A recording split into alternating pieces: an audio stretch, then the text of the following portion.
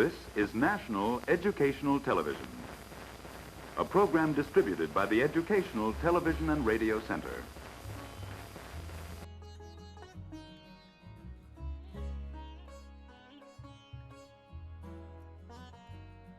The Religions of Man with Dr. Huston Smith.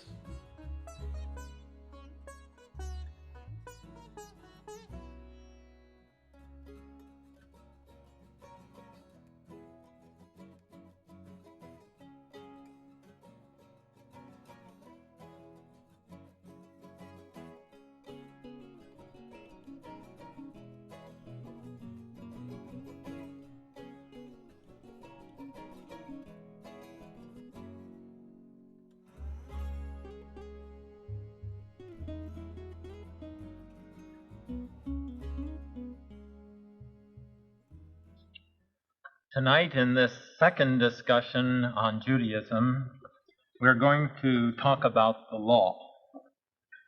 There are many things we could talk about instead. Following up last week's discussion of biblical Judaism, we could tonight go on to watch the dispersion of the Jews throughout the world following the first century of Christianity. We could watch their huge and continuing mass migrations, which make them like the mighty Gulf Stream in the Atlantic Ocean, always a part of the sea of Western culture, and yet always to a distinguishable part. We could watch this Gulf Stream as it shifted the center of Judaism from Palestine first over into Babylonia, then into Spain, then up into Europe, and finally into the United States and the state of Israel. This is one approach we could take this evening. Again, we could talk tonight about the vast wealth of Jewish learning as this overflows and finds expression in Jewish law, Jewish philosophy, Jewish literature, and the whole vast range of Jewish scholarship. Another approach might be to look at the divisions of Judaism, to see how the natural inclinations of man toward conservatism or liberalism, finally, within the last 200 years, divide Judaism into three great branches: Orthodox Judaism, Reform Judaism, and Conservative Judaism. These are all things we could talk about this evening, but we're not going to. Instead, we're going to talk about the law. Now, why? Well, for the reason that if we were forced to find one element which is central to all Judaism, wherever the place, whatever the time, whatever the perspective within Judaism, it would have to be the law. The Jews have been called the people of the book, and by the book is meant, of course, the Torah and the law. Or again, if we're looking for a symbol of Judaism, what would we look for? Well, to Jew and non-Jew alike, the symbol which immediately comes to mind is, of course, the Ten Commandments. This isn't all the Jewish law by any means, of course, and yet it is a kind of focus of it, the cornerstone, we might say, of Jewish law. And so, tonight, this will be our guiding theme: Jewish law and what it means in the life of the Jew. Now, when we turn to the Jewish concept of law, we find that it divides into two parts. These parts aren't separable, really. They are constantly interpenetrating. And yet there are two emphases. Perhaps we might think of them as two sides of a penny, neither side of which can exist alone, and yet distinguishable also. The two sides of the Jewish law are, first, the ethical, and second, the ritualistic. Let's look first at the ethical side of the law. The ethics of Jewish law are tremendous in their range.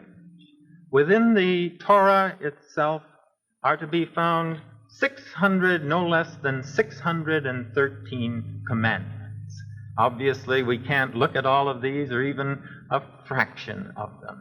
And instead, I would like for us to center down as representative of Jewish law upon that part which is most familiar and also of greatest significance for the Western world, the Ten Commandments.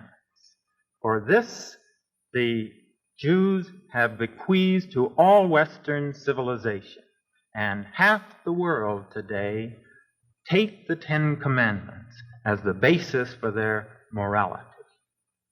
Now, when we look at the ethical side of the Ten Commandments, we find them speaking to the ordering of man's social life. The social life of subhuman animals is ordered pretty much by instinct, but man isn't endowed with this equipment. And so whatever order he achieves in society, he has to work out on his own. Specifically, there are 4 areas of life in which people come inevitably into contact with one another and hence into potential conflict, and so 4 areas which inescapably call for regulation. These are, first, the area of force; second, the area of wealth; third, the area of sex; and fourth, the area of the spoken word. Now, it's interesting to note that these tendencies don't provide problems for the animal world. 2 of the areas don't arise at all to speak of. The area of the spoken word, where animals cannot communicate enough to deceive one another and so to make this a problem. And again, the area of wealth, which to become an acute social problem calls for foresight and greed, which can amass huge fortunes at the expense of other people. So these 2 problems don't even arise on the animal level. The other 2 do, the area of force and the area of sex. But here they seem to be very well under control by instinct. Force, well, violence, there has been aplenty, of course, and is aplenty in nature. But intraspecial violence, one member of a species turning upon another member to rend it, this is relatively rare in the animal kingdom and seems to be very well under control. As for sex, sex in the animal world is controlled by periodicity, and so sex cannot become the obsessive matter within animal life which it can become in human life. So as far as the animal level is concerned, life is protected on these 4 fronts. But when we come to man, then each one of these becomes a problem. Force, jealousies, and hatreds can arise, which can lead to murder and violence and warfare, which can rip a community to pieces. And similarly, sex can get out of hand and arouse those ultimate elemental passions, which again can tear a community asunder. And so too with greed and theft as a part of greed, and the spoken word with its deceit.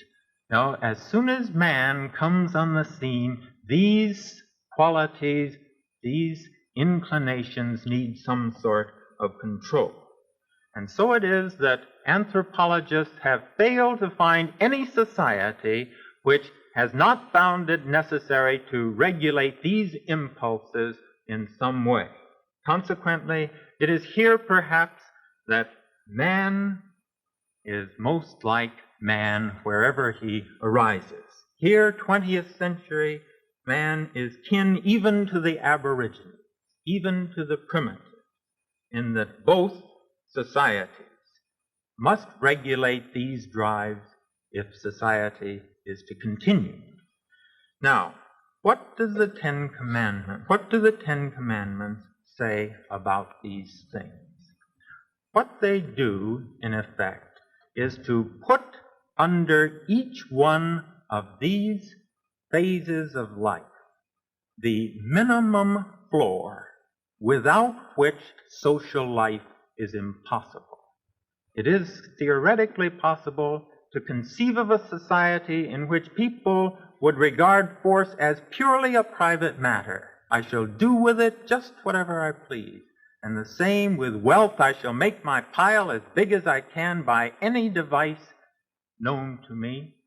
Similarly with sex, I shall view it purely as a private pleasure, and the word, I shall use it as a means of getting my way, whatever this requires me to do. It's conceivable that people would live on the level of complete anarchy as far as these moral factors are concerned. But note, if ever a society comes into being which tries to get along on this basis of complete anarchy, it reads itself out of existence. Anthropologists, remember, have found no such society. They just don't stay around. Now, the Ten Commandments, then, come in on each of these fronts to supply the minimum level on which social life is possible. With regard to force, what the Ten Commandments say is not the last word on force, but the first and minimum and indispensable word. They say, in effect, you can fuss and you can fight and you can bicker and bite and scrap all you please. We won't approve of your doing that, but nevertheless we won't get the law after you. But there's one thing which you must not do, and that is killing within the in-group, because that sets going the awful social cancer, the blood feud, and this we found will rip society apart. Therefore, thou shalt do no murder. Similarly, in the area of wealth, what the Ten Commandments say, again, is not the last word. They say, in effect, you can make your pile as big as you please, and by any means of cunning that you want. Again, we won't approve of your cunning, but we won't get the law after you at that point. But again, there's one thing which you must not do, and that is direct pilfering off the other guy's pile. If we catch you at that, we'll get after you, because this again rouses the passions which spring from the sense of unfairness. Therefore, thou shalt not steal. And with sex, again, the Ten Commandments don't lay down the final word in terms of sexual morality. What they say, again, is the first word. We are not going to have you playing around with another man's wife, because this, again, rouses those passions which will tear the community into shreds. Therefore, thou shalt not commit adultery. And finally, with regard to the word, you can deceive and be clever about it as much as you please.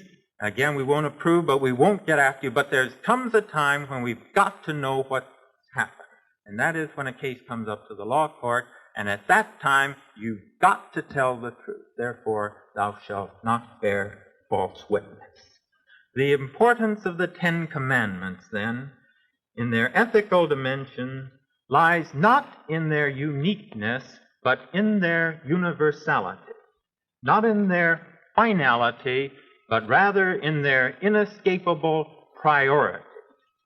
They don't speak the last word on any of the points that they raise. Instead, what they do speak is the first word which must be spoken if other words are to follow. They lay down, as we've said, that minimum platform of agreement without which no social life is possible. And that is why today, 3,500 years perhaps after their first formulation, they remain the cornerstone of morality throughout the Western world. Now, thus far we've been talking about the law as ethics. There is, however, another side, a more subtle side to get at, and this is the side of law as ritual. If the law as ethics speaks to the ordering of life, the law as ritual speaks to the hallowing of it. Before we look at the place of ritual in Judaism, I want to say just a word about ritual in general. We haven't said much about ritual thus far in this series, and it's time we did, because ritual is a universal element in all the great religions. From a purely rational or utilitarian point of view, ritual is nonsense. It's a waste any way you look at it. All the money that goes into churches and prayer books and candles, all the time that goes into prayer and worship and sacraments, all the energy that goes into kneelings and prostrations and risings up and sitting downs and singings, all of this to what end? Ritual bakes no bread. Moreover, there is about it a certain quality of arbitrariness which makes it very difficult for us to appreciate the rituals of other people. You remember that wonderful picture of Eleanor Roosevelt rubbing noses with the Eskimos, was it? Well, to the Eskimos, rubbing noses is a ritual, but to us it's simply funny. And yet, with all its arbitrariness, with all its seeming waste, ritual plays a part in life which nothing else can fill. It eases us over tense situations. Some of these situations are very trivial, as, for example, when I'm introduced to somebody. He's a stranger. I don't know how he's going to respond. How should I approach him? What should I do? What should I say? Ritual comes in and tells me. It tells me to extend my hand and to say, how do you do? I'm pleased to meet you. And in so doing, you see, it brings form out of chaos. It gives me a moment in which to get my bearings. The awkwardness is over. I've recovered my balance, and I'm ready to carry on now on my own. Now, if ritual can help out the tenseness of such trivial situations, how much more important when it comes to something like the ultimate shock of death. Stunned by a tragic loss, we would flounder completely at such times if we had to figure out for ourselves what we had to do, which is why death, with its wakes and its funerals and its memorial services and its sitting shivas, is the most prescribed and ritualized event in all life. Ritual comes in to direct us, to undergird our actions, and carry us through to the point where again we can walk on our own. But ritual not only directs us when we would flounder, it actually softens the blow of tragedy. For one thing, by impersonalizing it, universalizing it. Ashes to ashes, dust to dust. Note it doesn't say whose ashes. This is all of us. Again, it counters tragedy with courage. The Lord giveth, and the Lord taketh away. Blessed be the name of the Lord. And it introduces, finally, perspective, so that this death is not seen as an isolated, solitary event, but rather as a part of the age-long march of life into death, and then into life and into death again, stretching both ways towards infinity. We've seen how ritual can come in to ease the pain of life, but we mustn't overlook the other side, the way it can come in to crown its joy. A marriage ceremony, an anniversary occasion, or a simple thing like an evening meal, the best meal of the day, when perhaps for the only time during the day, the whole family is together again. And a blessing becomes more than simply a device for getting the children into their seats, much like you get horses into the stalls so that all can begin the race together. A blessing becomes not that, but rather the hallowing of the meal. far from being dead weight. Ritual in such moments as this is a celebration of life in its unspeakable goodness. And now, against this background of the place of ritual in all life, let's turn to the place of ritual in Judaism. This is one of the points at which Judaism is most misunderstood, especially by Christians. Christians see the Jewish law so much through the conflict between Jesus and the Pharisees, or through the eyes of Paul, who spoke, you will recall, of the curse of the law, that it's really difficult for Christians to see what the law really means in Judaism. Now, I'm not saying that there's not some point in some of the things that Jesus said about the law or some of the things that Paul said. But what I am saying is that whatever truth there is in their words speaks to abuses of the law rather than to the conception as a whole. And it is always, of course, unfair as well as unwise to judge something by its abuses. When we try to see the law in its full light, in terms of what it is objectively meant in Judaism, we come out with a picture very different from that which Christianity usually ascribes to it. Basically, the Jewish law as ritual aims, as we've said, at the hallowing of all life. We find it put in the book of Leviticus, 19th chapter, in a nutshell. God says to Moses, "You shall say to the congregations of the people of Israel, you shall be holy, for I, your God, am holy." Well, what does it mean to speak of the hallowing of life? To some, of course, it will mean nothing. But if you've ever felt within you the stir of basic wonder, the sense of the ineffable, if you've ever had the experience which Plato describes by saying, first a shudder runs through you, and then the old awe creeps over you. If you've ever had experiences like these, you will know what I mean when I speak of the sense of the holy.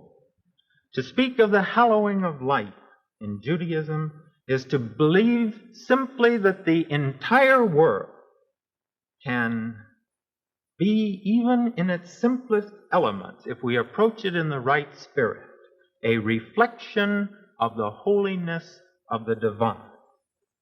The name for this right approach to the world is piety.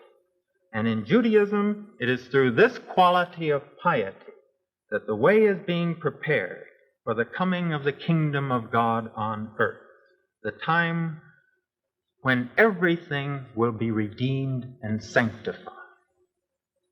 To regard the law, then, as a way to the hallowing of all life carries with it three implications. First, the implication of the affirmation of all life. There is, therefore, in Judaism no contemptus mundi, no contempt of the world, no renunciation, no monasticism. Note, the pious remain right in the world. Instead, the Jew is to enjoy the world, for to do otherwise is to cast aspersions on its Creator. To rise in the morning upon seeing the light of a new day, to eat a simple meal, to see a rainbow or a beautiful view, to watch the day slowly turn into evening. Even the small things like these are to be seen as sacred and can disclose the ultimate meaning of life to those who can turn inward upon them. The second implication of the law as the hallowing of life is that he sees the whole world as belonging to God and symbolic of him. And so to enjoy the good things of life, most of which do come to us apart from our own efforts, without lifting these things to God would be totally wrong. To eat or drink without first making a blessing over the meal is compared in the Talmud to robbing God of his property. And so throughout all Judaism runs this double idea. We should enjoy the goodness of life while at the same time sharing this goodness with God. And so Jewish law sanctions all the good things of life: eating, marriage, children, nature, while elevating all these things to holiness. It teaches that man should eat, that he should prepare his table in the presence of the Lord. It teaches the man should drink, that he should use wine to concentrate the Sabbath. It teaches him that he should be merry, that he should dance around the Torah. Finally, the hallowing of life calls the Jew to partake in tradition. The religious response to life never springs from scratch. It always has about it some historic quality. Deep are its roots, deep into the past, where it taps the treasures of the century. And so it is that in Judaism, the most historically minded of all religions, it finds holiness and history inseparable. It finds tradition in the sanctifying of life inseparable. The Sabbath Eve with its candles, the Passover feast with its many symbols, the ram's horn sounding the new year, the scroll of the Torah adorned with breastplate and crown. From his tradition, the Jew finds nothing less than the meaning of life in these things, a meaning which transcends the centuries. It comes to him when he recalls the tragedy of his people and realizes the price of their survival, when he senses the love of God and Torah, which the Jew held in his heart when he lived in the spirit of holiness and died with a song on his lips. In the words of one Jewish philosopher of our century, to live the law is to live within time the life of eternity. We've been talking tonight about the law in Judaism. Our time is up, and symbolically we're ready to return the law to its place in the ark. When this time comes in the traditional synagogue service, the people recite a line from the book of Proverbs. Speaking of the law, they say, "It is a tree of life to them that grasp it." There is a deep purpose in this imagery in liking the law or the Torah to a tree, for a tree is symbolic of life itself, of the miracle whereby inert elements in sun and rain and soil are absorbed and transformed by the creative force of life itself. And so too, say the Jews, with the law. It too is a creative power which can awaken holiness in the lives of those otherwise dead in heart and soul. It is a tree of life to them that grasp it.